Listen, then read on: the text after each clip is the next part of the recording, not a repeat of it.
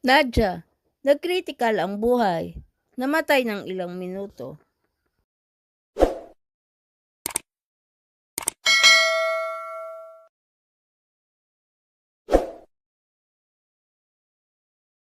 Nagsalita ng aktres na si Nadia Montenegro hinggil sa pinagdaan ng heart surgery. Ayon kay Nadia, nakalabas na siya ng ospital mula sa ilang araw na pagka-confine at kasalukuyang nagpapagaling. Sa kanyang social media account, personal na ibinahagi ni Nadia ang kritikal na pinagdaanan sa kanyang kalusugan, kasabay ng pasasalamat sa lahat na nag-alala at nagdasal para sa agaran niyang pagaling. Idinitalye ni Nadia ang ginawang operasyon sa kanyang puso na mag-isa niyang isugod ang sarili sa isang ospital. Ayon pa kay Nadia, nagkakomplikasyon ang kanyang puso dahil sa history niya ng Wolff-Parkinson-White syndrome. Nataglay na niya nung 17 years old pa lamang siya. Ang Wolff-Parkinson-White syndrome ay isang congenital heart defect kung saan mabilis ang pagtibok ng puso ng isang tao. Dagdag pa ni Nadia, nawala siya ng pulso ng 4 na minuto at naniniwala siya na may mahalagang misyon pa siya umano sa mundo, kaya hindi siya pinayagan ng Diyos na siya ay mawala. Pinasalamatan ni Nadia ang lahat ng doktor na nag-alaga sa kanya, ang kanyang pamilya at mga kaibigan at mahal sa buhay, at sa lahat na nagdasal. Hi everyone, it's me.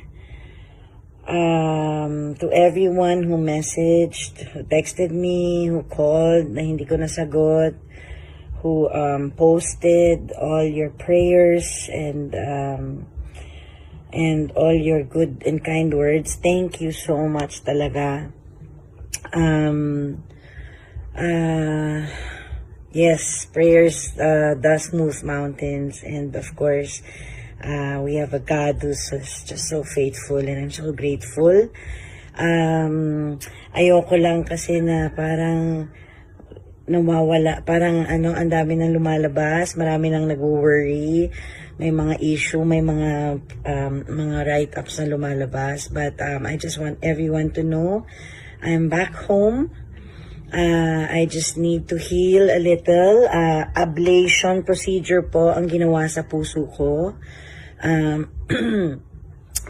am healing. Medyo bruised up lang po kasi ang ablation surgery po ay ginagawa po sa groin. Bali, 4 po na catheter ang pinasok po sa aking right artery and then 3 po sa aking left artery. And ang procedure po na ginawa, hindi po stent, hindi rin po ako na angioplasty, hindi rin po ako na open heart surgery.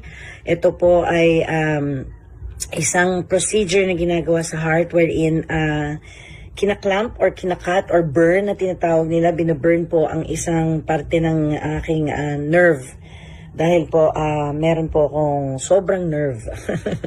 Hindi po ako kulang sa nerve. Sobra po ang akin. So, ayun po, kinailangan po ikat yun. And I'd like to thank all my doctors who took so much care of me. Dr. Douglas Bailon, my electrophysiologist at St. Luke's BGC. Dr. Garcia and Dr. Te, to the whole cath lab of SLMC BGC, maraming salamat. And of course to my endo, Dr. Oliver Dampil for making all the arrangements sa hospitals. Kasi po, last Friday po ako po ay nagkaroon po ng isang WPW attack. I have WPW, it's the Wolff-Parkinson's White syndrome. I was diagnosed with this disease when I was 17 years old. And unfortunately din po, nung ako po ay dapat sasali sa Biggest Loser, Celebrity Biggest Loser, ako po ay pinull out dahil po sa sakit na ito. So, ayun po, ako po ngayon ay wala ng WPW. Ang WPW, Wolff Parkinson's White Syndrome po, ay isang disease na umaatake po ang puso ko, umaabot po ng minsan 160 to 190 beats per minute ang aking puso, at meron po akong ginagawang breathing exercise. Ang aking breathing exercise po, yun po ay nagpapastop po ng aking heart para mag-regulate po ang heartbeat. Ang nangyari lang po last Friday, nung tinakbo ko po ang sarili ko sa ER sa Lipa, ang aking BP po ay bumaba na ng 60/49. Kaya hindi po naging maganda. Kaya po ako ay nilipat sa SLMC QC muna, and then nilipat sa SMLC BGC. But praise God, marami pa po tayong mission sa buhay, and I'm recovering. To all my family and my friends, my loved ones, maraming salamat sa lahat ng dasal, sa lahat ng kasama ko sa church, sa aking Bishop Manny, Ate Helen, sa lahat ng mga awesome women, sa lahat po na nagdasal, Pastor Gary, to my family, nako, meron po kasing isang insidente pang nangyari nung ako po ay tapos ng operahan. Ako'y nasa kwarto na, may nangyari pong isang emergency na sabi po ako'y nawala ng 4 na minuto. Nangitim na lang po ako, nawala ang aking heartbeat, hindi ko po alam kung ano nangyari. Basta pagising ko po andun po ang aking nanay at lahat ng aking mga anak, at nakita po nila yung nangyari. Kaya po, ayun nga po, so basta ako'y masaya na nalampasan ko na naman to. Dahil po sa inyong mga dasal, dahil sa napaka-faithful nating Diyos. And marami pa po akong gagawin sa buhay. Ako po'y magsisilbi kasama ng aking senator. At sa nanay ko, sa mga kapatid ko, sa aking mga anak, my son-in-laws, sa aking mga pamangkin, at lalong-lalo na sa aking mga apo. Thank you. From the bottom of my heart. Alam nyo, hindi ko ginagawa ito mag-video, pero mas gusto ko ng personal. Sa lahat na nag-worry, sa lahat ng dumalaw. Yun, sobra araw-araw. Ako na po ang pinakamaraming bisita sa St. Luke. Pero it just shows that talagang maraming mamahal. Sa isang taong never ako pinabayaan. Maraming salamat. Alam mo kung sino ka, kumpare ko.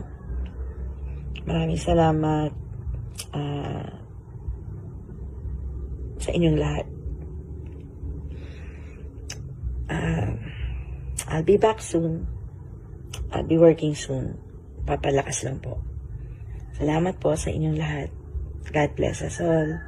Ingatan ng health.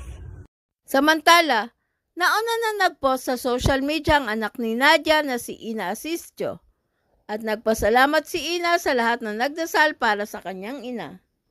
To everyone who prayed for my mom, Nadia Montenegro, thank you so much. She is now out of danger. Last week, she came very close to having a heart attack due to her Wolff Parkinson White Syndrome, a rare condition she has had since birth. This syndrome causes an irregular heartbeat and includes an extra valve in her heart. Her condition worsened last week, making it necessary to perform an urgent heart procedure. The procedure took place this morning and was successful. However, shortly after, she experienced a severe seizure lasting 2 to 3 minutes, which triggered a code blue in the hospital. Thankfully, she is now stable and recovering. Once again, thank you all for your prayers and support. Thank you, Lord. Thank you, Tanya Montenegro, Katia Montenegro, Linda Villegas Montenegro, Anika Asistio, Sam Asistio, Sofia Angela Asistio, Celia Torres, Jason Duque for being there for Mom when this happened. We love you, Nadia Montenegro, praying for healing and fast recovery. Gayon din, Nagpost din si Ina ng kanyang na-realize pagkatapos ng critical na kondisyon ni Nadia. One of the hardest realizations I had last night, which keeps replaying in my mind, is that I almost lost my mom. Yesterday, I was still numb from everything that happened, but the weight of it hit me when I got home. This moment serves as a wake-up call, not just for my family but also for me, reminding me how important it is to spend time with, love, and cherish the people we care about. Tomorrow is never guaranteed. Every day is an opportunity to express and show love, to tell those we care about how much they mean to us while they are still here with us. Let's love more, be kinder, and be more present because we never know when the last time will be. Make the most of life, and if you are fortunate enough to still have your parents here on earth, know how blessed you are. Not everyone has that privilege. Whatever happens, love your parents deeply and unconditionally. Love your family unconditionally. Please subscribe and hit the notification bell para ma-update kayo sa sunod na showbiz news.